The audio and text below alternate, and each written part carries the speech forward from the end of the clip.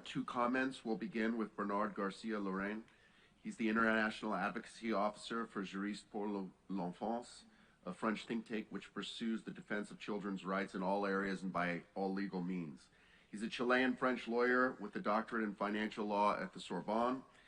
He is also the coordinator of the Casablanca Declaration for Universal Abolition of Surrogacy, which gathers groups of experts from more than 75 countries against surrogacy. Thank you. Okay. Thank you for your respective presentations.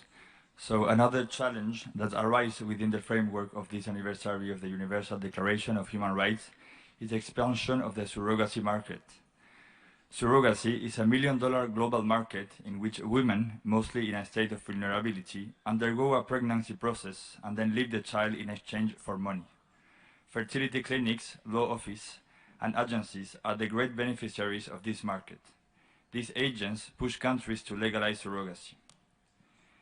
The Universal Declaration of Human Rights was proclaimed in Paris 75 years ago as a common ideal for all peoples and nations, and it established that fundamental human rights must be protected throughout the world. In its preamble, the Declaration considers that freedom, justice, and peace in the world are based on the recognition of the intrinsic dignity and equal and inalienable rights of all members of the human family. The Article 25 of the Universal Declaration recognizes that motherhood and childhood are entitled to special care and assistance. In surrogacy, the woman is reduced to her reproductive capacity, and the child is the object of a contract. Putting an end to this rapidly expanding market is a great challenge of our time. Technology and science have made many things possible, which does not mean that all these advances are made with respect for the dignity of the human person. Many times, discouragement and the feeling of losing many battles in defense of the human person can stop our ambitions. But on this issue, there are reasons to be ambitious and optimistic. In France, for example, we have witnessed how trends in public opinion change, such as pornography or pedophilia.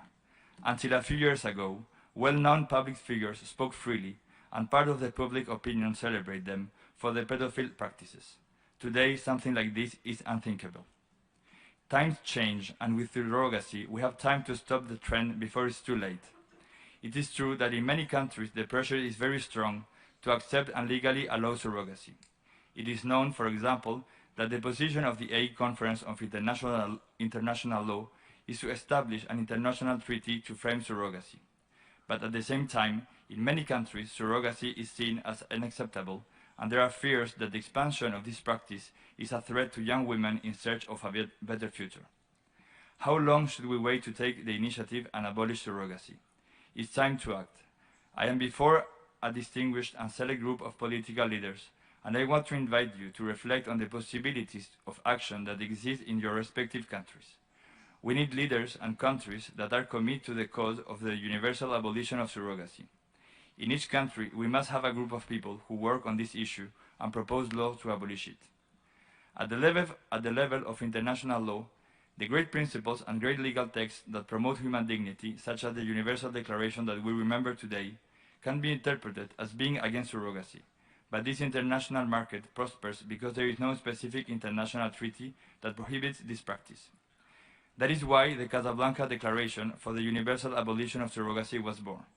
It has its roots in a group of experts from more than 75 countries who are mainly lawyers, doctors, and psychologists. These professionals have reached a mutual consensus on the conclusion that the global market of surrogacy requires an international response, and that a multinational convention would be the sole effective approach to ultimately abolish surrogacy. Convinced in the necessity of collaborative work to develop the means for such a universal initiative to protect women and children, the group of Casablanca decided to launch and promote a proposal for an international convention for the universal abolition of surrogacy, in which experts ask states to take measures to combat surrogacy on their territory and commit to an international convention. Deliberately kept brief, the text of the declaration is designed to emphasize the primary goal, the global ban on surrogacy. Thus, the Casablanca Declaration stands out from other existing international initiatives in the field of surrogacy. It advocates for the abolition of surrogacy rather than framework for it. The experts clearly want to say that surrogacy is intrinsically contrary to human dignity and human rights, and that no framework whatsoever can make it acceptable. The declaration requests that countries take measures against surrogacy without elaborating on the various ways in which surrogacy violates human rights. The deliberate decision was made to draft a text that doesn't require agreement on all aspects, but rather emphasize on achieving the intended outcome, the abolition of surrogacy, without risking disagreement. Finally, the Casablanca Declaration is a concrete form to protect women and children in a diplomatical level. We are looking for states that can promote this treaty. Italy is an example of a leading country promoting abolition of surrogacy. That is why we are going to have our next International Congress in Rome in April 2024. Thank you for your attention.